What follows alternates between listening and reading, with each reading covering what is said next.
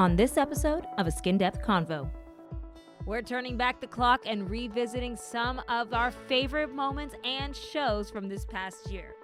It's the best SkinDepth Convos of 2023. This is a show focused on educating and inspiring all those in the skincare and beauty industry. But it is also a show for those looking to improve themselves from the inside out. In each episode, we explore the latest trends, breakthrough technologies, and get expert insights within the dynamic world of skincare and beauty. If you're looking to further your beauty education and nurture your passion, you're in the right place. Renowned experts and hosts Metaxia Delikas and Francine Kagaraikis aim to educate and inspire through their own experiences and are dedicated to enlightening and empowering enthusiasts and professionals in the realm of skincare and beauty. Join the conversation and the fun with the SkinDepth Convo. Welcome to A SkinDepth Convo. I'm Anna Kagaraikis. 2023 has flown by. We've had some great moments on the show, and today we look back on some of our favorite conversations and highlight some of the most educational moments on the show. Hosts Metaxia Delikas and Francine Kagaraikis, part of the founders of Lira Clinical, continue to share their knowledge on each episode. Now, the ladies have also been jet-setting around the globe for their purely clinical tour. We'll be talking about their travels and what they've been up to in our new season, which has changes and surprises in store. But before we look ahead, let's look back on 2023. We first revisit the episode on hyperpigmentation. Well, being somebody who suffers from hyperpigmentation, what it is too much pigment coming up to the surface. Pigment actually comes from melanin, and melanin, it's an enzyme that's inside of the melanocyte. It's actually there to protect the skin. This is one of the things that nature has given us to protect us from multiple things, from UVA, UVB, from trauma to the skin. And when there's any type of trauma, pigment jumps up to protect the skin, and it causes hyperpigmentation. Not understanding hyperpigmentation when I was growing up, I thought it was a tan. And I really wanted to sit in the sun and get a nice, beautiful tan, an even tan. And all I realized was I was causing dark spots, pigmentation, whatever you want to call them. For me, I thought it was more freckling, but it was a location of my skin that was sunburned. Later, after that, it healed, it would be a pigment spot. So it was really hard for me to understand why I couldn't have an even tan. Now, knowing years later that it is a response. The melanin is there to protect, and it's a response and how it protects the skin. And so it depends on what color, Fitzpatrick scale from 1 to 6, but the lighter skin tones usually can't hold a tan, will have more of the photo damage, and the darker skin tones have more of an even tanning ability, but also sensitive and can cause more hyperpigmentation if it's a trauma or something, because their skin is really on alert more than somebody that has lighter skin tones. Okay, so photo damage is one of the biggest culprits. Well, we grow up, we're out in the sun a lot. When we're young, we're actually playing outside, walking to school, and you do accumulate UVA, UVB rays as you're growing up, and it comes out a little later because it's an accumulation of all the damage going on. And as Metaxia said, you're a little lighter than me, I'd say. A little bit. I used to admire how nice and even tan you would have, and I would be like a lobster and red and irritated. And I thought, oh my God. But if you look at someone, you don't look just at their skin, you look at their features. For example, hair, eyes. Melanin is all over us. It's part of our being. But the darker or the more browns you have on the skin, the better you tan. And I looked at her and said, I wanted to have darker hair. I wanted to have her tan. You always want what you don't have. I wasn't that tan. If you remember correctly, we live in San Francisco, and we were in fog, so I didn't have a great tan. I wouldn't go there. One of my neighbors came to me when I was first starting in the aesthetic industry and told me I can't get a tan. And she was a light skin tone. I would say a Fitzpatrick 2 on the scale. And I looked at her under the wood lamp. There was a demarcation on the jawline. And I told her, your neck has a different color and your face has a different color. What happened was she went to a doctor and did a laser, CO2 laser, really harsh laser at that time. And her skin was totally on a even level, but it was hypo. It was more transparent. And she wanted to kind of get some color in her skin. Once she's done that, once you've gone past that line and destroyed that melanin, you can't get any more color from your skin. So she had a demarcation. Her neck was a totally different skin color, and her face was really like transparent. and she had to start to wear makeup to make that even out. So it's really important to understand that our skin is an organ and it responds, and it needs to be respected so that it doesn't lose the function of responding to trauma or responding to hormones. We just have to be sure that we understand it. And I think now we're understanding melanin and pigment and talking about it more openly so people are more aware. A lot of people with pigment go in to see skincare professionals and dermatologists and medical professionals. So they go in because they want to get rid of their hyperpigmentation. And a lot of times they use a high percentage hydroquinone, which is too high, such as 4, 6, 8. And this actually causes the rebound effect because it's too harsh. And again, melanin jumps up to protect, and it causes more pigmentation. Can I date us both? No, you can't. I'd rather prefer you don't do that. We didn't have computers growing up. We didn't have cell phones growing up. So I think for us, it was photo damage, sun exposed. Now this next generations are coming through. There is a lot more that you can consider as far as pigmentation for. Because pigment is what I think, number one, ages us. You know, if you look at young skin, it has a glow, but it's even toned, right? Mm-hmm. But when you look at someone that has no wrinkles, because right now we could help with wrinkles with dermal fillers and Botox. But if this canvas, the skin is not even toned, there is an aging factor. So the key to keep the skin even, make the surface look bright with a glow, but even, that gives you that ageless look. To hear more on spotting hyperpigmentation, the types, causes, and how to manage the condition, check out episode number 35 on the podcast. Now, Lira Clinical is all about finding new ingredients and technology to improve skin. We explore the remarkable potential of cyanobacteria and how this clean, sustainable ingredient could revolutionize the skincare industry. Metaxi and Francine spoke with two scientists, the founders of Heliobiosis, Dr. David Smirnoff and Dr. Rocco Mancinelli. But first, what is Heliobiosis? Well, Rocco and I got together and we wanted to do something to help our children's future. And we wanted to use cyanobacteria because we knew what a powerful organism they are and what they've changed the whole planetary landscape of Earth. And so we wanted to get into biofuels. And we thought, well, for the name, so helio is for the sun. And then biology is for the organisms we're using, and then systems. So that's where the heliobiosis came from. It's like, so we're really big believers in using what nature's already done. Evolution has spent, billions of years perfecting molecules. We don't need to invent new molecules. We just need to use what nature's already designed. We're working on purifying ingredients from a community of cyanobacteria, and these ingredients are really something I think that will put the cosmetic industry forward a lot. One of them is a UV-absorbing compound. Another one is an anti-inflammatory and antioxidant compound. And the other one is an emollient and a very good moisturizer. Those are our three key ingredients. Those are what we're working on now. We're working on purifying them. We're working on figuring out how much we can make in a little bit of a time and how much we can supply the cosmetic industry. What exactly is cyanobacteria? So cyanobacteria are photosynthetic bacteria, and most people think of them as algae, and it's really functionally the same thing as algae. And so these photosynthetic organisms have been around on the early Earth since 3 billion years ago. And one of the things that they had to deal with on the early Earth was UV radiation. And so they developed these compounds, these mycosporin-like amino acids, which is just a small molecule that absorbs the UV radiation and gives off that radiation as heat. Nature designed this molecule to protect cyanobacteria on the early Earth. And then cyanobacteria actually put oxygen in the atmosphere and enabled higher plants and insects and birds and humans all to survive and to have an oxygenic atmosphere. So they're organisms that are very prolific, they're robust, and they make these very interesting compounds that our job now is to take the best of what nature has to offer and be able to purify it and get it into the products that protect people's skin, protect them from melanoma, skin cancer, and are actually nice to use. How does it protect the skin? So these compounds protect the skin by protecting you from UV damage, just like any other common sunscreen ingredient. But instead of being derived from fossil fuels, they're derived from nature. So this is what nature designed to protect organisms. And now what we want to do is be able to protect our skin with that. They make polysaccharides, which are emollients, and that they can imitate hyaluronic acid. They also make a pigment called phycocyanin, which is an anti-inflammatory, antioxidant, so it protects your skin from pollution damage, from blue light, things like that. So it scavenges those free radicals that we're all concerned about in skin aging.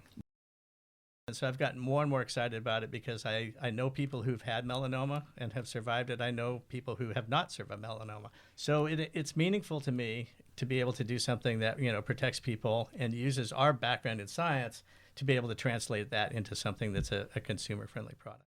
So Heliobiosis is focusing on developing clean, natural, sustainable products along with environmentally safe and non-toxic cosmetics. But at what point did you realize that this technology could revolutionize skincare? Well, the thing that will really revolutionize skincare is the mycosporin-like amino acids, because that is really where the demand is. It's for a really safe and non-toxic sunscreen. That is where the demand, that I think is where we'd make our biggest actual influence on the market. When we can bring the mycosporin-like amino acids at a commercial scale into sunscreens, that is going to change the whole industry.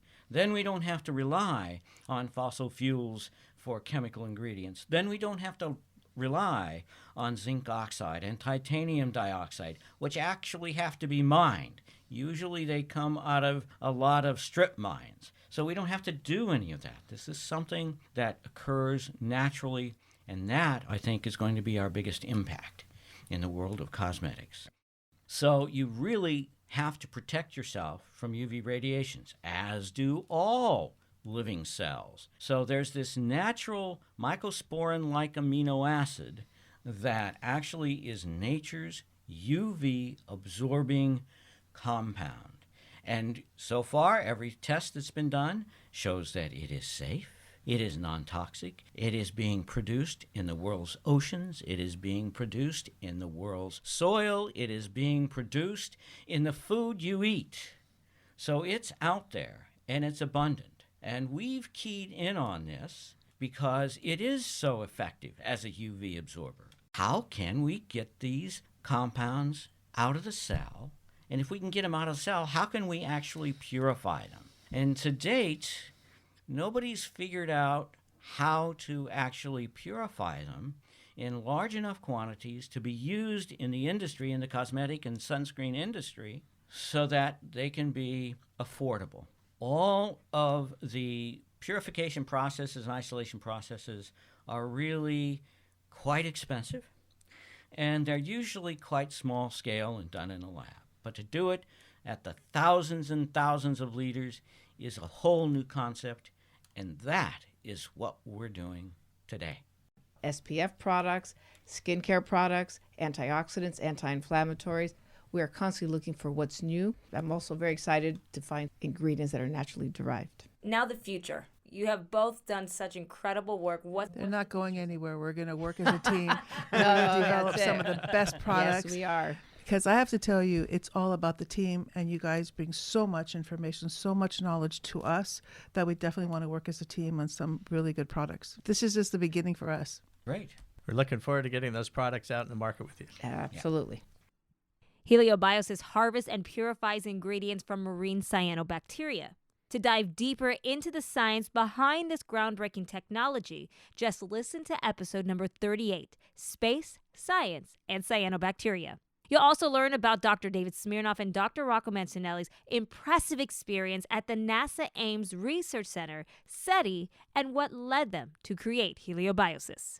Now, Lira Clinical definitely lives up to its tagline, Science Discovering Nature's Secrets. And we'll keep you updated on the future of cyanobacterian skincare and the partnership with Lira Clinical. Next up, we discuss what healthy aging truly means and how to give yourself that youthful glow that makes you not look your stated age. The inspiration for the topic actually came from a jaw-dropping comment in Australia from our good friend Michael Moore. And it was a rather golden moment. Oh, that's a nice way of putting it. We were at the awards gala having a great time, and Michael was the MC at the awards event, and he was introducing us. And I think, Sia, what did he call us? The Golden Girls? He was snickering. He was looking at us with that grin on his face, and he did a reference of the Golden Girls, and I thought at that point we were going to attack him. Thought Brenda was going to hit him. Yeah, I mean, it was a snark remark, but a sincere one. He was trying to be funny at the same time. But we took offense to it because what was a reference? And I think that's the whole idea of what we're doing. We are trying to be healthy inside and out and not have a number to determine what we look like, how our skin is. It was two ways that we look at it, but we decided that we were going to look at it and change the concept. I think it was our fault in a lot of ways because Michael came and visited us in each one of our classes. And in Metaxia's class, in the Peel section, there is a picture that we have up in the presentation. Well, it's a Golden Girls of the picture that originally was on in the series, and there's a Golden Girls picture that is what could be today. You look at each one of those characters, and now they have beautiful hair, skin's beautiful. There's some Botox, there's some derma fillers, but they look different. That's the word I was going to say. So different, but yet the same. And this is what we're doing in this industry. We're actually preserving our youth for longer. Our glow is there, our volume is there, and we look healthier. But it's really a different picture than what we assumed as a Golden Girls and the characters in Golden Girls. I think the big shock in those pictures is what you're seeing. You brought up their hair. Their hair is a more youthful style. Right.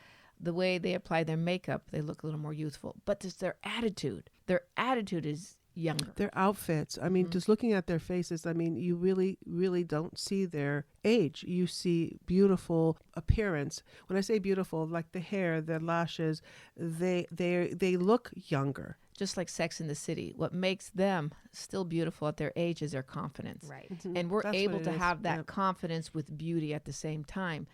So I don't mind talking about our age. That's not a problem whatsoever. It's the idea that we're able to actually take care of ourselves and be healthier. And I think that's the key that we have to remind everyone. Because to get to this point in life, you have to have the confidence. That's what the Sex in the City ladies are showing. I think they showed it in Golden Girls. When you are actually practicing today's type of healthy aging, you do get results. But you have to understand that it's a full picture. It's what you eat, how you exercise, how you sleep, and how you take care of your skin. You can hold the volume in your skin and you could hold the glow in your skin longer than we did. I mean, when I was in my 20s, 40s, and 50s was ancient. 60 was out to pasture. I mean, That's a little scary. Yeah, but and now I see women having kids in their mid 40s. Yeah. I see people starting new careers in their 50s. I see people continue to work to their 80s, and you see that. But it's not just working; it's just being alive and living the best you can in your life. But let's talk about aging itself. When do you actually start aging? And what are the signs when it comes to the skin? 25. That's the key. And that doesn't even sound old, but it's true. It is at 25 is when this process starts slowing down. All the cellular turnover, everything slows down. So it's not moving as fast. So the motion, as Metaxia is talking about, begins to slow down. So this is why we have to actively start walking more. And we have to put in skincare routines that help the skin stay active. We say Glow 1 is young skin. Glow 2 is this. It's that slight change. You'll notice that the pigment comes and goes. Your skin is not, you have a party the night before and then you wake up in the morning, your skin is dehydrated. There's subtle changes in your skin that you need to be aware of so that you can bring it back to a more of a healthier state. But there's those slight changes, like she says. You'll notice that it's not Sagging. well, that's not a Sagging's slight. one of the big ones.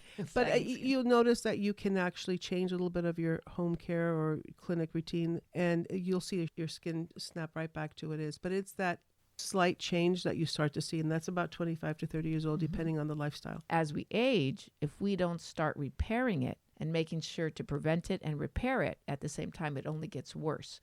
So then what are specific ingredients or products that you recommend for promoting healthy aging? Oh, there's multiple things that we want. So peptides are one of the key items that you need for anti-aging. And the other thing we need is hydration, because as we age, we have less lipids in the skin. This makes our skin even drier than before. So it's very important to actually balance the skin and put in a lot more hydration.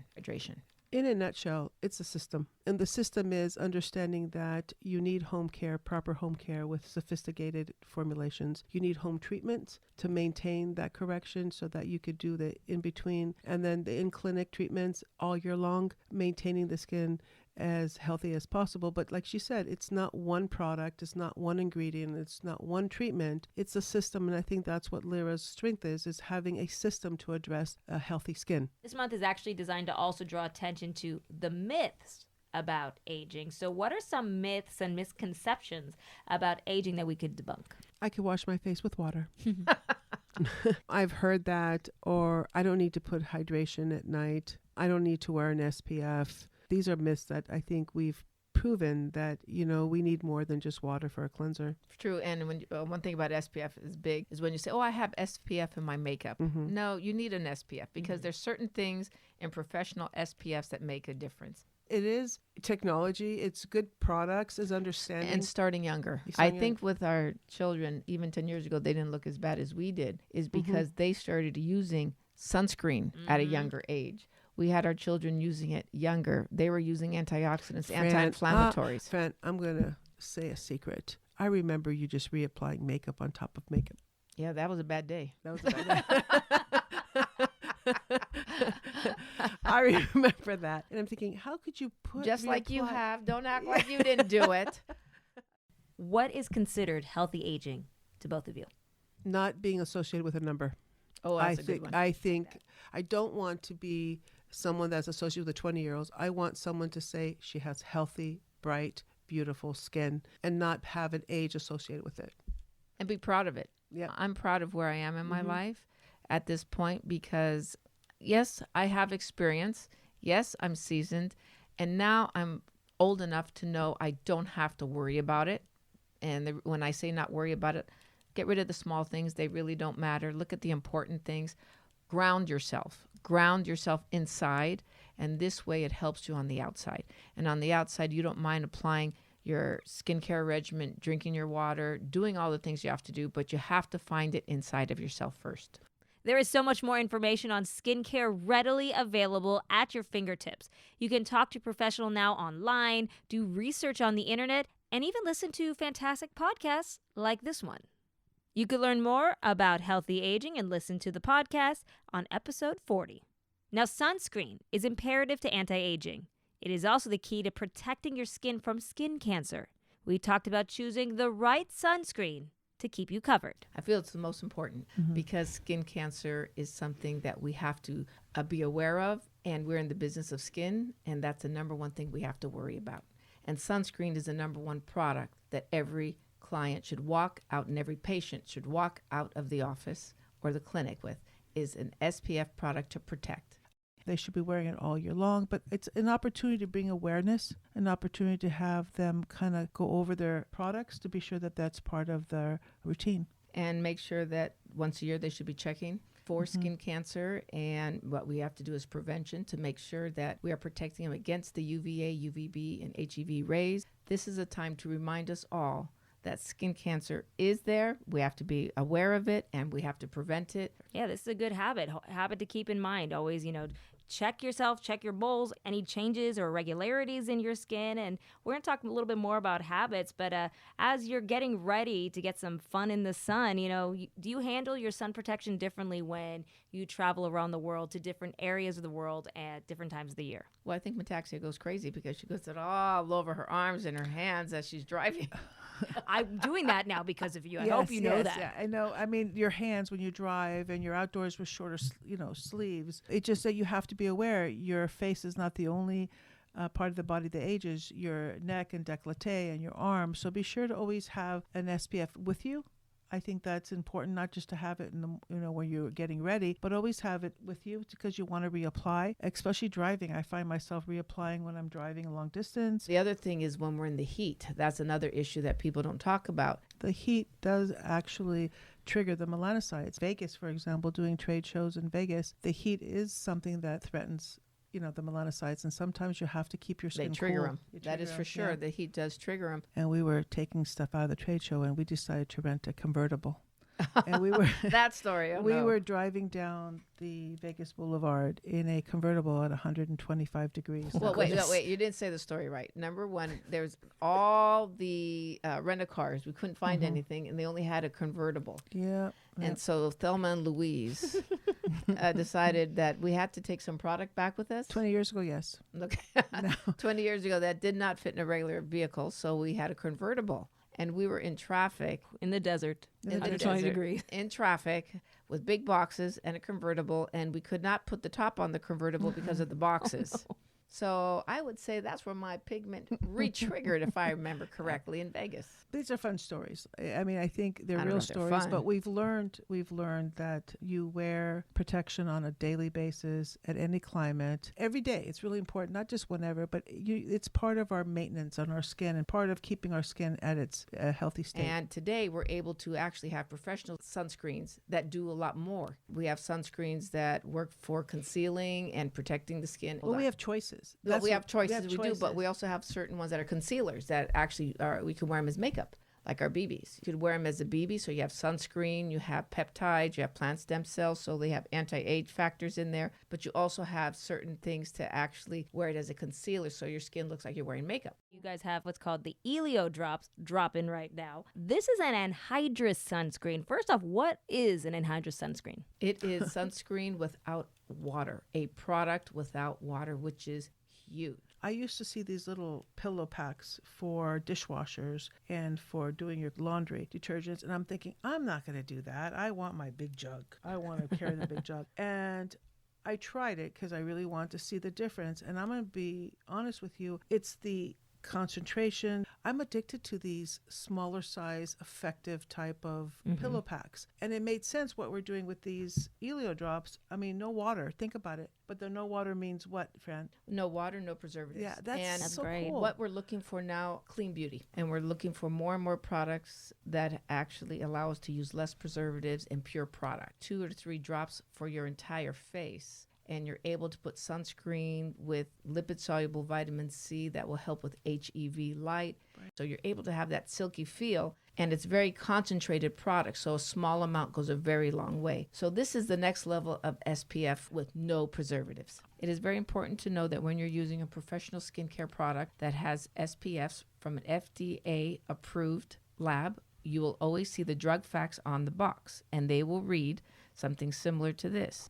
Decreases the risk of skin cancer and early skin aging caused by the sun. So this is why it's very important to understand that SPF is important and it's not just for cosmetic purposes. So number one reason why we're using SPF is for skin cancer. Number one reason. But it also gives us benefits for early skin aging. Just remember, it hasn't changed. If you're only going to get one product, it has to be an SPF, number one. Number two is that SPF should be a part of your daily routine. It should not be just selected on going out, selected on certain times. It should be part of your daily routine because skin cancer is rising and we want to be sure that you live longer. And that's more important than anything else. Now, for more information, you can go to skincancer.org or the American Academy of Dermatology for more information on how to spot cancer and skin cancer prevention tips. And remember, all Fitzpatricks need sunscreen. To learn more on combating skin cancer and finding the right sunscreen, listen to episode number 37. Attending at least one trade show is a must for skincare professionals. Francine and Metaxia have been part of many all over the globe, and they discuss their experiences, how their own booths have changed over the years, and some great tips to make the most out of your trade show experience. But first, they talk about what it's like preparing for a trade show. Behind the scenes, it's a lot of work. Once we're on the trade floor, it's all glamour. The energy's up. The energy's up, and you feel their energy, their excitement coming in, trying to see what's new. But Metaxia is right. 2 weeks before the crates come in, we have to make sure everything is done. Everybody gets a little panicky. Did the truck come in? Did it land right? Did everything get packed? Do we have to carry something with us when we get to the trade show? Once we're there, the energy from them does help, and you feel their excitement, and it is exciting to talk to them, to talk about what's new. That rush when they open up those doors or allow the professionals to come in, it's exciting. It's exciting to see that energy of people coming in and wanting to learn. Why is it important for skincare professionals to actually attend these trade shows, in your opinion? This is their place to go and learn about their trade, to see what's new, and in some states to actually get some continuing education units. Like in Illinois, they actually need some CEU units, so we offer them when we go to the trade shows, and that's very helpful for everyone. I think it's a manufacturer's showcase of what we have to offer in the industry. It's a showcase for me. It's where you put out as much information in a limited time to get at least people interested in what you're doing and your brand. It's time to connect. I think you're right, like Metaxia said, limited time. So that means you have to make the connection when you're there. What's your advice to somebody who is looking to network? Maybe they're new, a new skincare professional. What's the first thing they should do? Well, I'm going to jump on that one. I think it's so big. Usually the trade floors are so huge. You should get the program and kind of really know where you're going and mark it up. It's just getting a list of what you want to do. And you research ahead of time. It helps because you have a limited time. Usually the trade shows are between 1 and 2 and 3 days, depending. They're falling into 2 days. There's a lot to cover, a lot of classes. So if you really look at the program and do some homework and see the key factors that you get through this show, I think it'll be really important. For me, that was a start. I mean, obviously it's changed from when you first started doing shows to now. How has that changed? Wow. From before? There was a story. We just went and did an event up in Washington. And we were sitting on this table and talking, and this nurse, actually 2 nurses, come up and she goes, I remember the 2 sisters. I remember. She went back 25 years ago. Remember us doing a show, a trade show with 1 10x10 tabletop. Now, I've gone to a few shows with you both. I've gone to some, here in the Bay Area, also Southern California. I even went with you once to one in Greece. But how do shows around the world differ from here in the U.S.? Oh, that was in 1999. I hate doing this, but I know, I have to right? say the year. Didn't I have to do it? I had to do it. It was very unique at that time because the era was different. They even smoked cigarettes in the auditorium at that time. And you may have remembered that. It's not that different, except that they spoke Greek, and Metaxia and I, our Greek got a lot better at the end of the day. A little different than what we're used to, but it was a trade show. So it's more the people itself, like the personalities, the culture, rather than the product that's being out there. The product basically stays the same. The product's the same. It's just us. When we put together classes for trade shows, we make sure they're very informational. This is where you go in, and there's about 50 to 60 people in a classroom. You're able to stop, talk about a topic that's very important for their industry and what they need to learn about. And at this point, it's one-on-one. This industry is definitely changing so fast. You got to be with it. You got to keep that pace. It's overwhelming if you've not done it before. But once you go through a trade floor a couple times, you become really a good expert. Have your questions ready, understanding your budget. I could tell you a couple people have come up and said, oh my God, I bought this. I don't know what I'm going to do with it. Just be smart. Be a smart consumer. How has your actual booth changed from the first time you did a show to now? I'm sure it's a little bit different. I'm going to have Metaxia describe the first one. The first one was a tabletop, a 10x10, and we were so excited. We had a tablecloth that we bought from a local store, and we were excited to be there. We have expanded to a 30x30. We have labor. We were the labor back then. We have a team. The growth is unbelievable. I mean, we've grown so much. The nice part about it was the table was nice because you were able to at least meet people. The excitement with the booth now is you're able to meet people in the front, and we have a stage in the back. You used to yell at me, although I'm sorry to I interrupt always you. yell at you. You used to yell at me because I used to bring the boxes in by hand. I used to have all my family members help us bring the stuff to the booth. I mean, it really was. She terrorized us Yeah, all. it was nothing like it is right now, but the industry has actually gotten even better. I would say we've been part of that evolution. Any other favorite memories from over the years? Anything that really sticks out? Yes. The booth didn't show up, so we had just Part of the booth didn't show up. Yeah, that happened a couple times. That actually happened in Chicago. Before that, though, before we had nothing, we were sitting there with a tabletop, and we really had to put some flowers. Oh, yes. We ran and got flowers. Yeah, we got flowers. They had nothing to show except ourselves and a tablecloth. But No, it we worked ran out. and got a price list, and we had some sheets, and we were giving out sheets because we had them printed at the hotel. Right. So we can give them something. So when they came by, they're able to have something in their hands to remember us. And I have another one. I remember in Face and Body, actually, I think it was San Francisco or San Jose. We had a lot of people, and there was actually our mother there coming to watch and coming to support us. And there was those dancers coming in. They were body painted. Oh, yeah. And I think you were there, I was too. there for that one. Yes. And they I came remember running through. I was like, wow. And our mother kept following them to see. She asked, is this what you're doing? Yeah, No, Mom, this is not what we do. But you were there. I remember that. I was like, wow, Well, there was nothing there but paint. That's right. I think it was the first time or one of the few times you brought our mom, your grandmother, to a show, and she was just shocked. But it was so fun. It was so fun. The other one, don't forget, is the one that we went to Chicago, and you said part of the booth did not show up. We went down to the show planners and we asked for a certain type of whiteboard. And we put the whiteboard in the area that the booth was missing.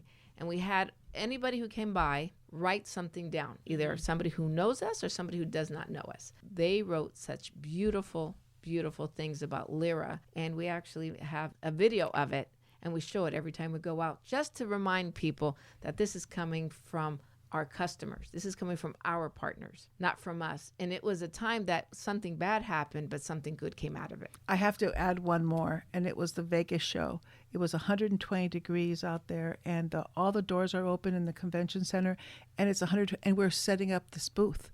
It was hot. There's no air conditioning. You see this trade floor change automatically, but you're sweating. You're dying over there with the heat. And then finally, when you're all done and you walk outside, you think, oh my God, I'm exhausted. I think we got heat stroke that one time. It was bad. And it took us, we went back to the room, took a cold shower and didn't want to go anywhere that time. And just, barely wanted dinner because it was hard. 120 degrees, setting up a booth. All the doors are open. It was terrible. Everybody was just sweating. But Tricks of the trade, though. Have a pair of flip-flops. You have to have a pair of flip-flops when you're walking up and down those aisles, including us. We walk in with these beautiful heels, everything going well, and by 4 o'clock, we start sneaking in the back, getting our flip-flops on, resting our feet, put the shoes back on, and go back outside. And you see all the attendees are also doing the same thing. So flip-flops are very, very important. Water and flip-flops. Some really great advice from some trade show pros. And they have even more great tips. If you missed the episode, you can listen to the full show by clicking on episode number 39. Francine and Metaxia have been known for their wonderful classes that they teach all over the globe. And they talk about their experience at Purely Clinical. Well, it's exciting to get back to what we love to do, and that is going and expressing ourselves to what we've learned, sharing knowledge, and being part of the change in the aesthetic industry. I think this is a fun event that so many people are going to look forward to. Who knows? I think it's going to be more popular than a Taylor Swift concert out here. Well, that would be nice. I know, right? But let's talk about the event. So why did you decide to actually put this event together? The first thing we want to do is not just do a class. We do really well as far as our representatives doing classes. It's really showing the industry the change. The before and afters are incredible, what you see on our website, on Instagrams and social media, but there's a reason why they're getting these results. Purely Clinical to us means that we have advanced to a whole new way we deal with the epidermis. Purely Clinical is a new approach, and Metaxia is absolutely correct on that. It was very important for us to come out again and talk about all the changes that are happening in skincare around the world. And Purely Clinical explains exactly what Lira wants to deliver. We are a clinical line. We are about changes in the skin. We do many different things, and it is a different approach to peels because we began with peels, and peels are a big part of our line, but we know how to work with peels to get the results that we need and keep the skin in motion.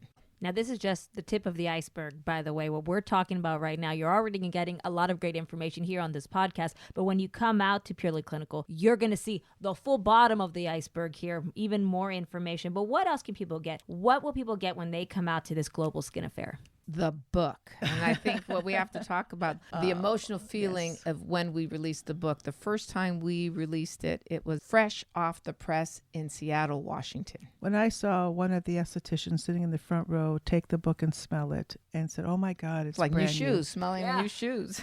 I looked at it and I think I was recorded saying that I want to cry. And I've had 4 kids and I didn't cry like this. I think after 2 years, putting all our heart and soul in the education department with Ella and Tiffany, Fran and I, and then definitely Anna and Brenda, putting so much in a textbook type of delivery is like beyond what we ever expected. And it is emotional. We deliver everything we know in this book. And it was years of experience. Mm-hmm. It was years of knowing what works and what does not work, putting it together in a way that people can understand the new generation of skincare and how to keep the skin moving. Wonderful. Now, you said you had launched originally in Seattle, and that's where you had the book come out and you got that exciting moment. What was it like being a part of this class, having all 4 of you up there? And you have wonderful classes, but this is something that's really kind of different, right? I think we're real. It was I think emotional for us. Emotional, but real. We are up there talking as if we're talking to our family members. It is interactive. It's interactive. What we've done is we've tried very hard to make this a little more of an interactive class because it's not about us. It's about all of us working together. It's about everyone in the audience and us working together with our team, working with all the owners, getting to know our educational team, getting to know our team, and us getting to know them even better. The part that I really got emotional is when we had estheticians come and show their phones before and afters. I had a couple of them that I was blown away with the results. They make us look good. When they could master what we say and learn the products as well as they know the products. There was one lady, Ashley, she treated her own daughter who had a bike accident, and she had a before and after. It just makes me love what I do. Makes me want to do more and learn more, to share more. Sean Miller, right? and she's in Oregon, and it was very exciting because she opened the book and she saw her before and after in the book. Oh, wow. And we show who she was, and she got all emotional. She was able to share that moment with everyone. Once she saw her picture in there, they start opening up their phones. And what we're seeing is their before and afters, and we're sharing because you're able to get those results, and they're able to show how they do it and talk about it. So it's not just about us, it's about all of us sharing our experiences. And every break, the skincare practitioners were talking with each other, sharing information, sharing before and after. This is so valuable because we are a team. The aesthetic industry is a team, and we should share and grow faster when we share too. So to see that interaction, every break, every lunch, even after we had some cocktails. You mean after we ate a lot? We did eat a lot that day, that's for sure. We had a really good time because we have breakfast Hospitality and has never been our problem.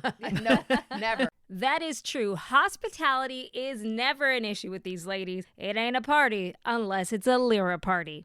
Now keep an eye out if Purely Clinical will be coming to your area this next year by going to liraclinical.com. And on our next episode, we'll talk all about Purely Global, as Metaxia and Francine have been traveling around the world, and we'll talk about where they went, what they learned about skincare in different countries, and some fun adventures and creatures they met along the way. But that will do it for 2023. We thank you so much for listening to A SkinDepth Convo and hope you all have a fantastic new year. And if you have any questions for Francine or Metaxia, please send them to skindepthconvo@liraclinical.com. That's skindepthconvo@liraclinical.com. And we have a Q&A episode coming up, so get your questions in. But that will do it for us today. For all of us at A SkinDepth Convo, I'm Anna Kagarakis, and we'll talk soon.